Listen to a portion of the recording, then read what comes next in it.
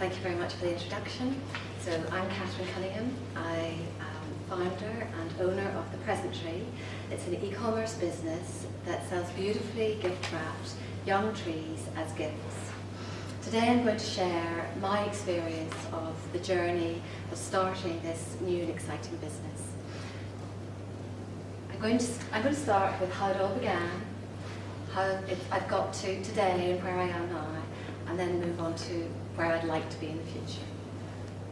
So how did it all start for me? Well, I live on a farm, as you've already heard, with my husband and children, as well as farming sheep. The family business is growing and planting trees. We plant acres of woods for other farmers. We plant acres of woods for other farmers and landowners, as well as, and on our own farm we've diversified into woodlands as well. And that has been great. For 20 years we've done that and it's been lovely. But I've had a yearning to start my own business and diversify and use the facilities we have on our farm with growing trees for some time. So I did a business course about 2 years ago with Dard, and the whole time I was there I was thinking, oh, I could do something fabulous and innovative. I wanted to produce something different, but the idea just wouldn't come. One of the things I did learn on this business course was, I've never heard of it before, was SWOT. So without a business or an idea, I used the SWOT on myself, and I thought, okay, so what are my strengths? What are my weaknesses? And where are my opportunities and threats? And briefly, I came up with my strengths were my knowledge of trees and my experience of growing them. And also, I'm creative. About 10 years I've been making mosaics, taking commissions for large projects. So I knew that producing something would be one of my strengths. My weaknesses are IT, and pretty hopeless at that, and presenting. So this is my very first presentation, my PowerPoint today. And the opportunities, well, as I said, it was my facilities in the farm and network of contacts that I had in the horticultural world. So working on my personal SWOT analysis meant I could see possibilities more clearly and objectively. I wanted to produce and create something of value and sell it. And by looking at the SWOT, I was able to see the resources I had. It led me to that lovely light bulb moment, which began with an idea and grew until I could see a product. Just dancing into my notes, sorry. I could see a product that could actually turn into a real business, an e-commerce business selling young trees as gifts and delivering them throughout Europe. It would combine all my strengths and opportunities, and actually it just immediately felt right. But I knew I had to go back to the SWOT and look at it, do SWOT with my business, see what the strengths of the business would be and the weaknesses. And I used that as well as doing lots and lots of research. The first thing I did was got onto Google and found out who else is doing this. I ordered the top 5, I ordered their product online. There are other companies, mainly in England, no one in Ireland, no one in Northern Ireland doing this. I ordered their product. I made notes of my experience as a customer. I thought, actually, this is quite daunting because it's quite good. Their websites are great. But when the product arrived, it was like my best day because they were rubbish. My knowledge of trees was just fantastic to see the product and how inconvenient it was, unreliable, and it wasn't beautiful. It wasn't. And the first thing I would have done if I'd received any of those packages, huge, bulky, big packages, would have been gone onto the website and looked up and said, 30 quid for that. That's rubbish. The tree didn't come in a pot, which means it's got much less chance of survival because the roots dry out. It was just in a plastic bag. There was nothing environmentally friendly about it. So I knew straight away that I had somewhere to go. I could fine-tune my product and make it so much better than theirs. Without knowing what value propositions were, I started to make note of words that were going to be my keywords when starting the business and developing my product. So they were, the first one was integrity. I felt when I ordered from the top, I'm not going to name names, from the top competitor who was always up there on the first one on Google, I felt that I'd been slightly cheated for my 30 quid. It was a rubbish product. So I knew that I wanted my customers, whoever receives my trees, is going to be really pleased, it's going to survive, and they're going to return to me or talk about me, word of mouth. So integrity about the price as well, about not adding delivery prices on, or we don't send here. On my homepage you see £25, none of the 99p's, it's £25, price you see is the price you pay. It was really important, I wanted to get that across, and that was for everything, delivery anywhere in Europe.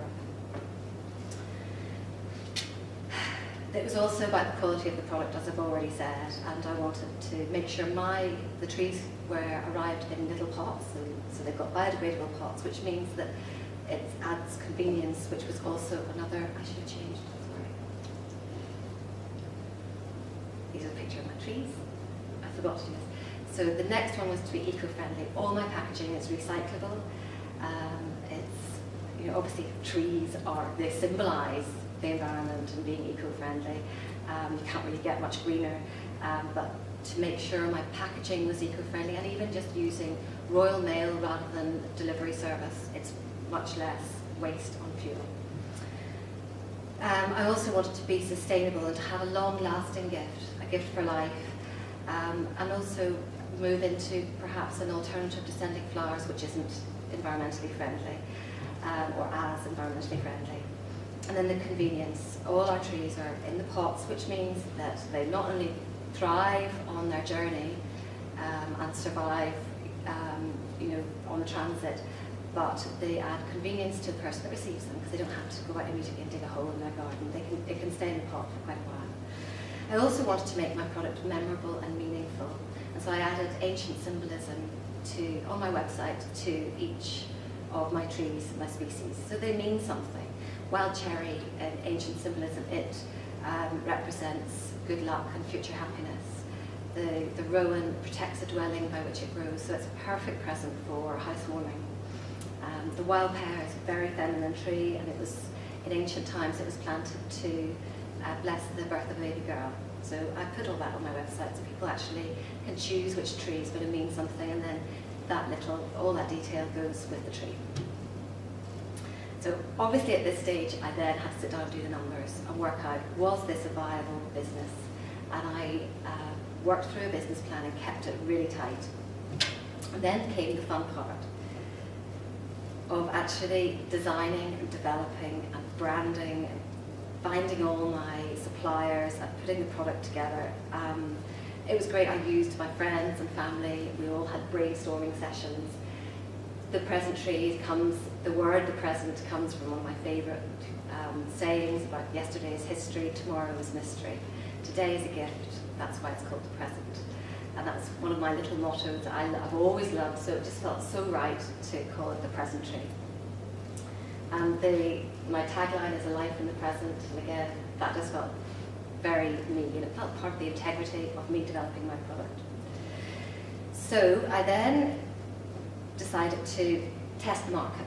I went out everywhere at Christmas with my little Christmas tree. I designed a little decoration, all went into the postal tube with a Christmas card, and I sold them for £20 at markets and events, and they went like hotcakes. But I also, more importantly, I listened to what my customers were saying, what they were wowed by. And they did love it, but when they said, oh, I love it because of the little decoration, or I love it because of whatever they said, I just took note of and made sure I kept it. So this generated sales, which was really great, and it helped validate my market. And over several months, the present tree grew from a simple idea to the e-commerce business it is today. Designing my website was another very daunting but exciting. I had no IT skills at all, but I found I got on very well with my web designer, and I used lots of different things that I'm inspired by. Innocent Smoothies, for instance, I love their packaging. So I brought in my Innocent Smoothie carton. Joe Malone, I think, is just beautiful in its simplicity. Brought that into my web designer, and I said, that's what I want. But I had to do all the artwork and photographs and things myself, and then gave them to the web designer who did a great job, and I'm really happy with that. So now I have my product, a memorable brand, and a user-friendly website to generate revenue, and it's time to concentrate on actually increasing sales, driving traffic to my website. And over the last year, I'd taken every opportunity to go out to business events. I just say yes to everything. And it was at a business seminar that I met Jeanette O'Hagan, who was Propel's Company of the Year last year. Her business, Heatbox, was Propel's Company of the Year. And she said, "Yeah, Cathrine, that's great. That's lovely, lovely business. Why don't you try for Propel?" And I did. And my new motto of saying yes to everything. So I filled in the application form, which was in itself the biggest learning curve for me, because I mean, I saw a question, I'd have to Google it or Wikipedia it. I had no idea what it was. So I learned so much just filling in the application form. It was a win-win for me right from the very beginning, because of the learning curve. Had the experience of being shortlisted and pitching to Propel. It's extremely competitive. I didn't realize, I hadn't felt that competitive or ambitious for a long time, so it was really exciting for me. And then we were shortlisted again to go on to phase 1 of the Propel program, and I was absolutely delighted to get onto that. So I've just said here, actually just preparing for my pitch was a great exercise for me, and it gave me the focus to validate and fine-tune the presentry and what we were about. So the last 6 weeks of Propel have been, I would say, pretty intense, very exciting, inspiring, meeting all the other propellers. John's here as well.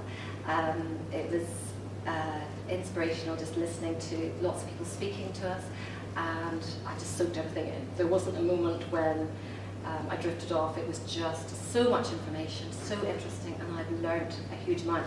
We also had to do submissions and email those through to Propel maybe once or twice a week. And that was a great challenge for me, and I loved it. I got so much clarity out of where my business could go, the potential, and the opportunities that are out there. And actually, one of the words, I love keywords and buzzwords, but one of my buzzwords is pivoting and adapting. And I have, since starting Propel, my business has gone from here to there. My idea of where my business is going has completely pivoted, and I've just got this clear view of where I'm going. Filling in the gap analysis, working out my SWOT again, my market validation, all of those exercises were fantastic. So I've completed my final pitch on Propel on Friday. I feel that I did my best in the pitch to show them where I've moved on to and how my business can be global and scalable. And we hear this week whether we can go on to phase 2. So I think I should have done something. Yeah, this is some of the work that I did. The one at the top was actually great fun. It was the ideal customer profile. She's quite cool. So the future. Well, nobody knows what the future holds, but we all have our dreams and our wishes. I have a clear vision of where I want to go now. There's lots of new possibilities and opportunities. There's going to be more developing of the products and building our brand, driving traffic to the website to increase sales, and always adapting and pivoting to what my customers want. So the last month has been particularly exciting, as I've said, with new developments and ideas. I've pushed myself, because of Propel and because it's competitive, I've pushed myself out there. I emailed Arlene Foster and about the G8 Summit, and now I have a letter of interest from the Foreign Office that they'd like to present my trees to the attendees at G8 Summit, which is so exciting. I got an email just on Saturday evening from fab.com. They love the product and they want to have it on their website, which is amazing for me as well. So there's lots and lots of excitement, and really it's because I've gone on to Propel. So as long as I keep focused on my business and my value propositions today, the future looks great for the presentry. After all, it's a life in the present. And it's been lovely talking to you today. Please feel free to ask any questions. Thank you. Thank you for being a lovely audience.